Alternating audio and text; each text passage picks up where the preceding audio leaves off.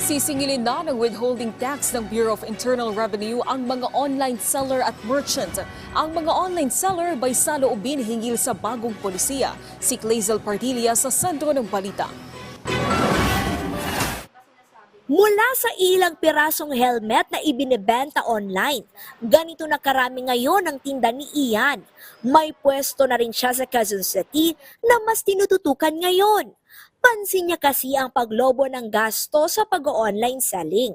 Yung ginagamit natin na mga materyales para ma-send dun sa mga buyer natin, yun, may plastic tayo, may box, yung mga bubble wrap. Tapos kailangan maayos din yung pagkaka-packaging tape. Pag sined natin, aantayin mo ng 1 week bago pabayaran. Kasi hindi pa bayad yun. Ang bagong entrepreneur naman na si Neil, nakikita ang malaking potensyal sa pag-online selling. Ang kape nga at iba pang pagkain sa kanyang cafe, inaalok niya sa mga social media site. Nag-apply na rin siya sa mga online food delivery service kung saan maaring umorder ang kanyang mga customer.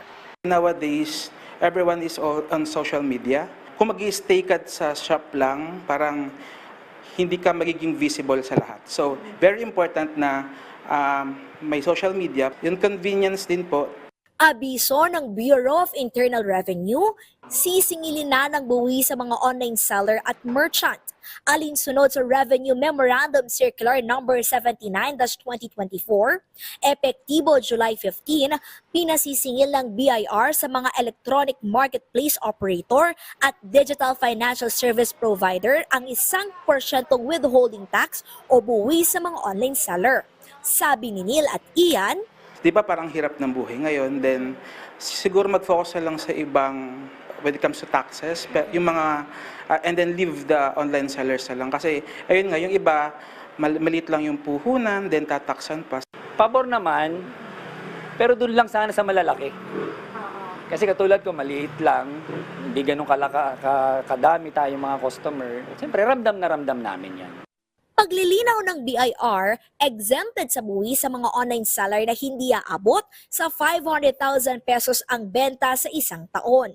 Kalahati lamang din ang gross remittances na ibabayad ng e-marketplace o digital finance service operator sa seller ang papatawan ng buwis.